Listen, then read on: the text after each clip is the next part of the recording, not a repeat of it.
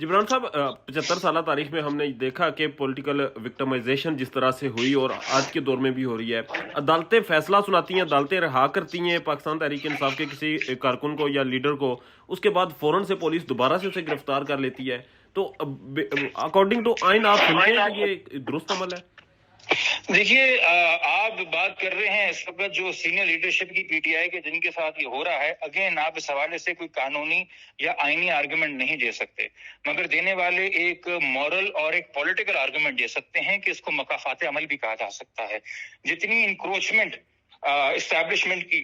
हुकूमत के अंदर पीटीआई के दौर में हुई, शायद उससे पहले मुश्किल है कितनी हुई हो। और जितना ज्यादा सस्पेंड कर देना लोगों के बेसिक फंडामेंटल राइट्स को पॉलिटिकल अपोनेंट्स के पीटीआई के दौर में हुआ। और आपको पता है कि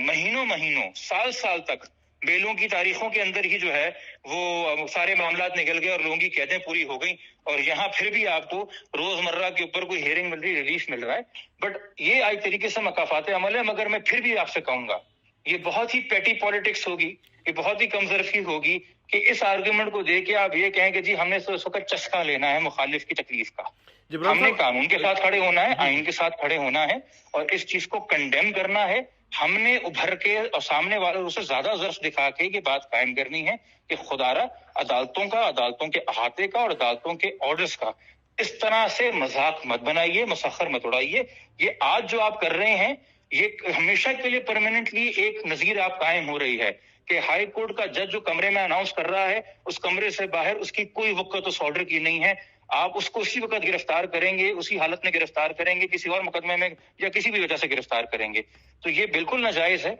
ऐसा नहीं होना चाहिए और इसमें कोई मुल्क का फायदा या भला नहीं हो रहा। जिब्रान साहब, हम देखते हैं कि पाकिस्तानी सियासी जमातें जब अपोजिशन में होती हैं तो इनकलाबी होती हैं और अपोजिशन की मुखालफत करती हैं और इसी बना पर लोगों से वोट्स भी लेती हैं। जब हुकूमत में आते हैं तो यही लोग अपोजिशन को और साथ ही अपना इस्टेब्लिशमेंट को अपने साथ मिलाकर ये समझते हैं कि ये कोई नेक काम कर रहे हैं।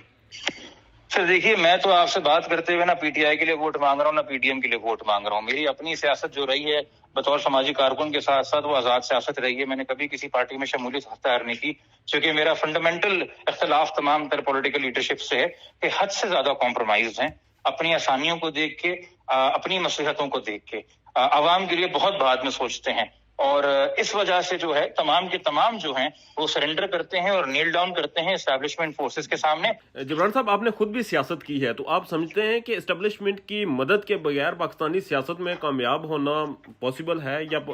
अब तक की जो सियासी जमातें हैं इनमें से कोई एस्टैब्लिशमेंट की मदद के बगैर कामयाब हुआ है?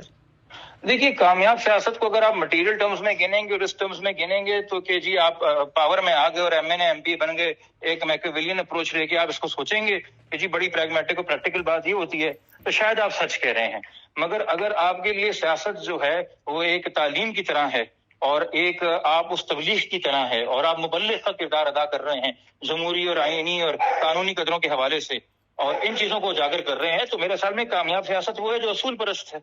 और वो है जो कि हर हालात के अंदर, हर मौसम के अंदर अपनी जगह पे खड़ी रहती है। बेशक आपके इर्द गिर्द दुनिया जो है वो अपना किबला चेंज करती रहे, मगर आप अपने किबले पे कायम रहें। अच्छा जिब्रान साहब, इमरान खान साहब ने भी खुद भी जिक्र किया कि उन्हें खदशा है कि ये जलाओ गिराओ की सूरत में उन्हें 10 साल अंदर रखा जाएगा और पाकिस्तान तहरीक इंसाफ पर पाबंदी की भी बातें चल रही हैं, तो इस पर आप क्या कहना चाहेंगे? देखिए, माजी करीब में हमें मिल जाएगा इसका सारा हकीकत हमारी सियासत की कि एक पाकिस्तान में सियासी जमात है तहरीक लब्बैक पाकिस्तान, उसके लीडरों ने सरेआम खड़े होके आसिया बीबी की रिहाई के बाद आर्मी चीफ जस्टिस और वजीर आजम के कत्ल के ऊपर आम आवाम को, फौज के अफसरान को, ब्यूरोक्रेट्स को उकसाया था। पूरे मुल्क में जलाओ गिराव किया था, एक नहीं एक से जायद बार किया था। मगर कभी हमें नजर आया कि डीजी रेंजर पंजाब उनके कारकुनान में 2-2 हज़ार रुपए बांट रहे हैं। कभी हमें नजर आया कि उस वक्त के आर्मी चीफ कमर बाजवा ने उस पार्टी पे लगी पाबंदी को उठाने में मरकजी किरदार अदा किया, जिसको बकायदा उन लोगों ने जो इस गुफ्तगू में शामिल थे उन्होंने मीडिया पे आके शुक्रिया अदा किया बाजवा साहब का नाम लेके। और फिर इसी पार्टी जो कि एक तहरीक की सूरत में जन्म लेती है, जब मुमताज कादरी की दिफा की जरूरत उनको पड़ी और उनको लगा कि जो उसने अमर किया था सलमान तासीर को कत्ल करके वो एक नेक अमर था, तो सलमान तासीर की जो पार्टी थी पीपल्स पार्टी, उन्होंने सलमान तासीर का खून फरामोश करके अपनी जरूरत के तहत 2021 में ज़िमनी इंतखाब में लाहौर में इत्तेहाद बनाया टीएलपी से اور سیاست کے اندر ان کو بالکل ایک پارٹنر سمجھا اور حصے دار سمجھا، ان کی سیاسی حقیقت کو تسلیم کیا. ابھی اسی ٹائم پہ جب ان پہ پابندی لگی ہوئی تھی، شاہد خاقان عباسی سابق وزیر اعظم ہے، کوئی عام رہنما نہیں نون لیگ کے، سابق وزیر اعظم رہے ہیں ملک کے. انہوں نے کیا سیاست میں سب کچھ ممکن ہے، سیٹ ایڈجسٹمنٹ جو ہے اگلے الیکشن میں ٹی ایل پی کے ساتھ پنجاب میں ہو سکتی ہے، پنجاب میں ٹی ایل پی ایک سیاسی حقیقت ہے. تو اگر آپ یہ تمام تر نرم گوشہ اور اپنے اندر اکوموڈیشن اور لچک پیدا کر سکتے ہیں ٹی ایل پی کے لیے، اور آخر میں گھوم پھر کے یہی حقیقت ہوتی ہے سیاست کی، تو پھر آپ کیسے انکار کر سکتے ہیں پی ٹی آئی کے وجود سے اور پی ٹی آئی کی مقبولیت سے؟ آپ ان کی سیاست سے اعتراض کر سکتے ہیں، اختلاف کر سکتے ہیں، مگر وجود سے انکار نہیں کر سکتے.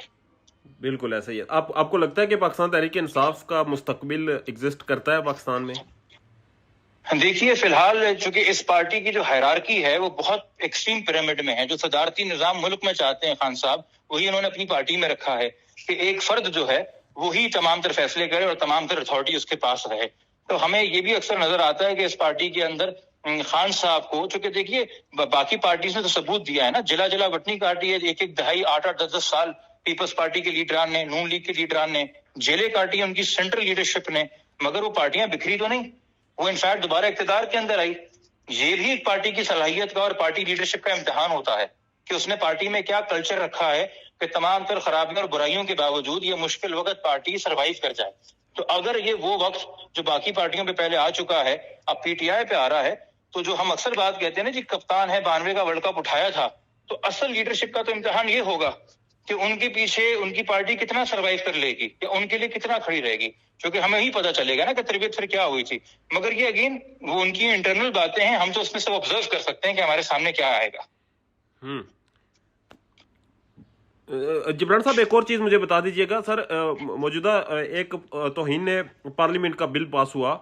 تو آپ سمجھتے ہیں کہ توہین پارلیمنٹ کے ساتھ توہین عوام جو ہو رہی ہے اس کا بھی کوئی بل پاس ہونا چاہیے یا عوام کی توہین کا بھی خیال رکھنا چاہیے؟ دیکھیے آپ کے توسط سے یہ میں اپیل کرنا چاہوں گا رانا ثناء اللہ صاحب سے، شہباز شریف صاحب سے، مراد علی شاہ صاحب سے، ہمارے جو اپنے انٹرم عبوری وزیر کا کہتے ہیں چیف منسٹر ہیں پنجاب کے محسن نقوی صاحب سے، کے پی کے اندر جو ہمارے انٹرم چیف منسٹر ہیں، کہ آپ کے اپنے اعداد و شمار کے مطابق ہزاروں کی تعداد کے اندر آپ نے لوگوں کو اریسٹ اور ڈیٹین کیا ہے. یقینی طور پہ اس میں عورتیں بھی شامل ہیں اور جوونائلز جو 18 سال سے کم ہوتے ہیں، جن کو عام اصطلاح میں بچہ کہا جاتا ہے، وہ بھی شامل ہوں گے. اور بڑے بڑے جو لیڈران ہیں ان کے تو چہرے پہ کس کی سانس پھولی، کس کو آنسو آیا، کس کو مار پڑی نہیں پڑی، وہ کب کس جیل سے نکل کے کس جیل میں گیا، کس گاڑی سے نکل کے کس گاڑی میں بیٹھا، میڈیا فالو کر رہا ہوتا ہے. مگر کن حالات میں ان عام لوگوں کو، ان غریب لوگوں کو، عام عوام کو گرفتار کیا گیا ہے، کن حالات میں ان کو رکھا گیا ہے، کہاں ان کو رکھا گیا ہے، کئی سینکڑوں کے تو خاندان والوں کو نہیں پتا. تو وہ بیل کیا اپلائی کریں گے، وہ وکیل کیا مہیا کریں گے. تو فی الفور جتنے بھی لوگ آپ نے گرفتار کیے ہیں ان کے نام اور جس جیل میں ان کو رکھا ہوا ہے وہ، اور جس تھانے میں ان کی ایف آئی آر کٹی ہے، یہ ایک ڈیٹا جب آپ اتنا بڑا کریک ڈاؤن کلیم کر رہے ہیں تو ریلیز کیجئے تاکہ کم سے کم خاندانوں کو تو اپنے پیاروں تک رسائی ہو. آپ نے ان کے جینے کا حق تھوڑی چھین لینا ہے، ان کی شہریت تھوڑی معطل ہو گئی ہے صرف اس لیے چونکہ انہوں نے ایک دن نکل کے مظاہرہ کر دیا تھا.